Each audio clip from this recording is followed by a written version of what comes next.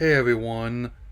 First off, I wish a congratulations to all this year's award winners and nominees. He's when I've seen them.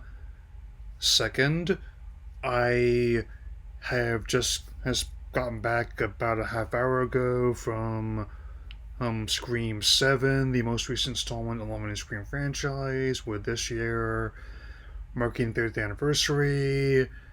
I just could not get it talk about it right away because of me juggling in a lot of the other milestones of Pokemon, Resident Evil, and Tomb Raider, and a few.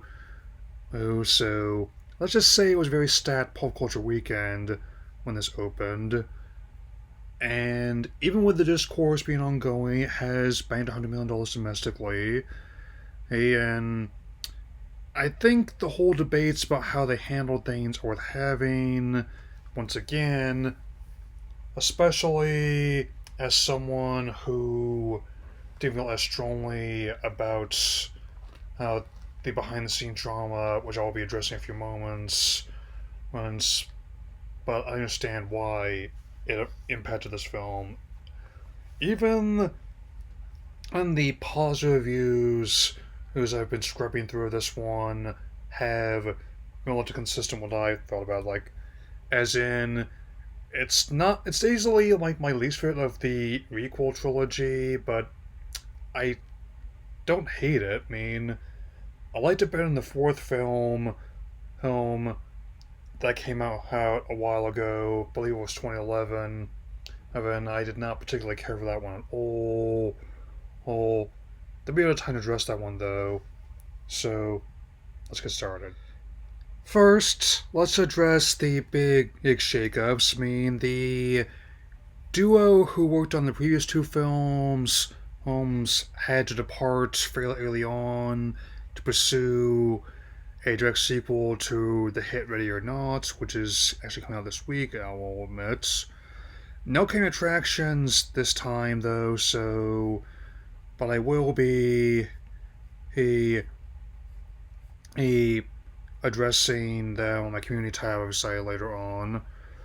I will also note that the one of the actresses involved with the previous film was let go to because of their, shall we say, polarizing views on conflicts in the Mideast. I mean, yeah, it was Barrera, which caused Jenna Ortega to who leave in solidarity, and where Nave Campbell was not in the previous film, they brought her back for this one, as well as the surviving members of the previous installments.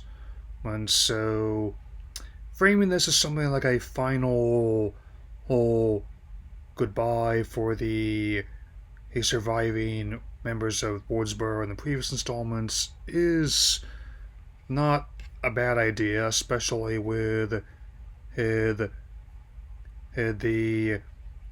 with Kelly Williamson and being brought in and as director, as well as to co-write the story around, as alongside Guy Busick.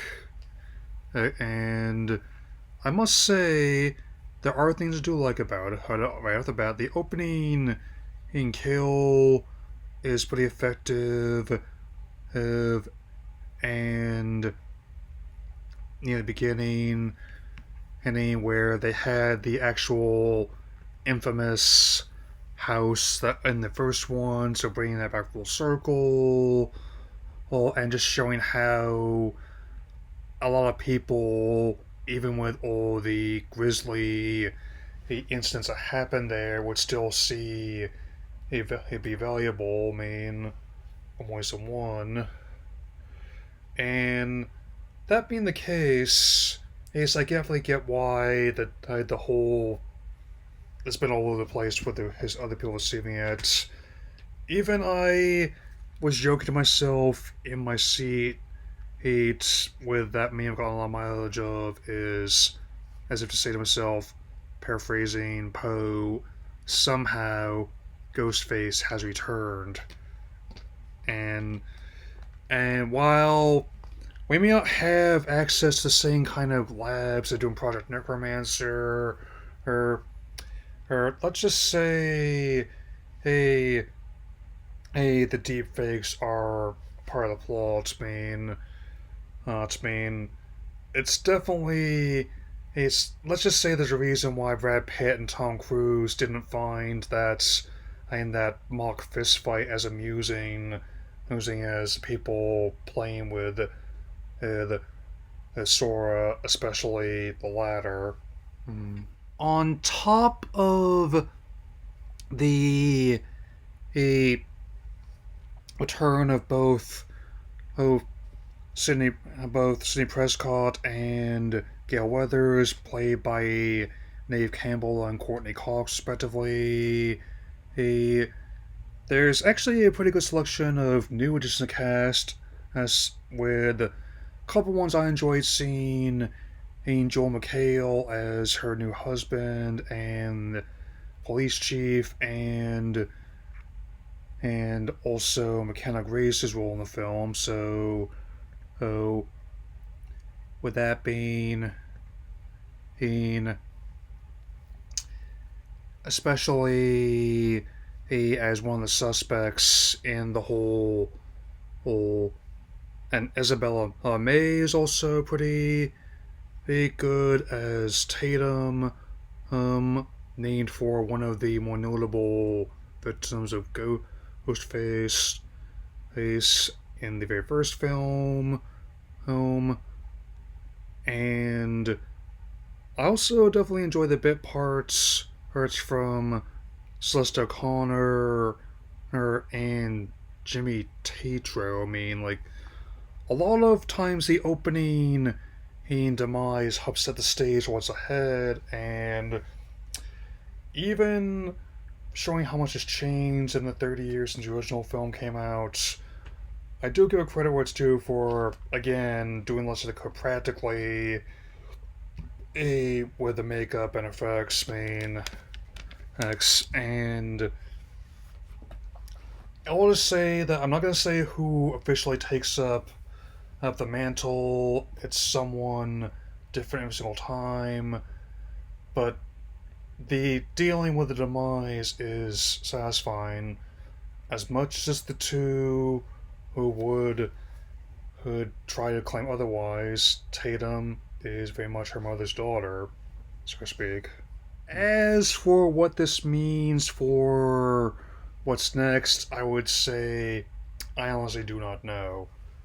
While the movie has made its money back, having banked $100 million domestically as I record it's also one of the most, if not the most, divisive installment moments that's been made.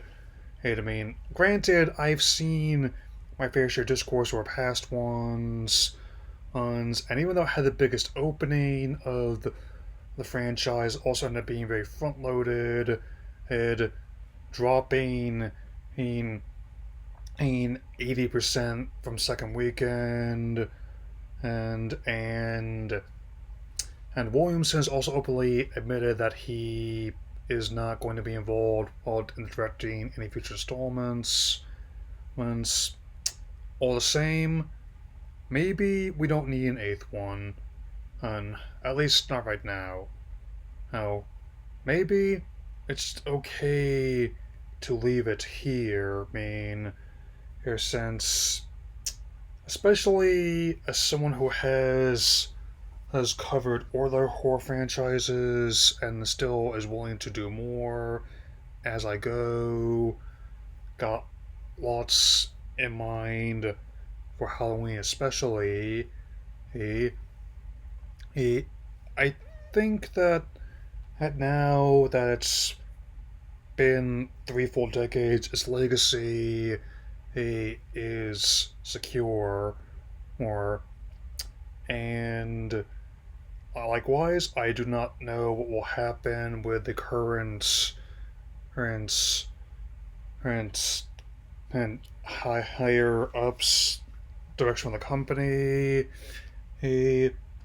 All I know for certain is going to be whether or not they actually they succeed in adding Warners to their mountain, and which I'm kind of dubious of myself. The plan I could, if I had, my gut would tell me would be less experimental prestige fare and more big ticket IP targeted at the key demo, like more.